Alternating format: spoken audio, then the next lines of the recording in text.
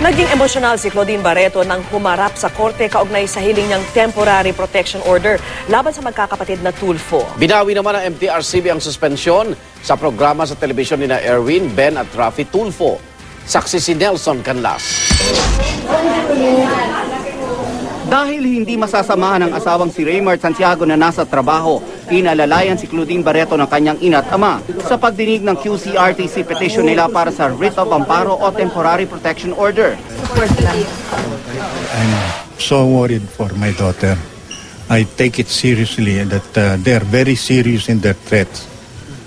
On live TV, they said it, and I think they mean every word that they said.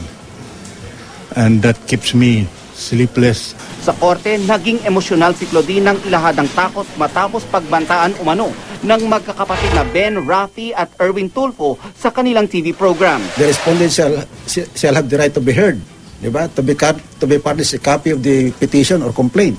So wala kami niyan.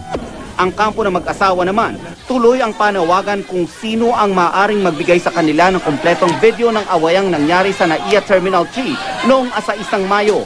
Hindi raw buo ang kwento sa kumakalat na video kung saan ang nakunan lang ay ang pagtatanggol na umano kay Claudine na naunang umanong sinaktan ni Mon Tulfo. Several of Raymart and Claudine's well-meaning friends pitched in among themselves and are now offering a monetary incentive to anyone who can provide a video documenting the events leading up to the scuffle. Dati nang iginiit ni Tulfo na hindi siya ang nagpasimula ng gulo, na sumiklab ng kunan niya si Claudine habang pinapagalitan umano ang isang tauhan ng Cebu Pacific.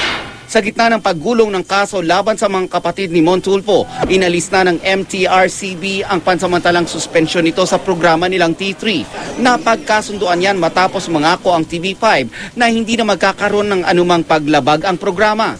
Gayunman, tuloy pa rin daw ang pagdinig ng MTRCB sa kaso para sa pinal na desisyon nito sa T3 na ilalabas sa May 21. Dito po, dedetermina kung tuloy-tuluyan ng masususpende o makakansela o ma-impose ng fine o kung ano mapong sanction. Nelson Canlas ang inyong saksi.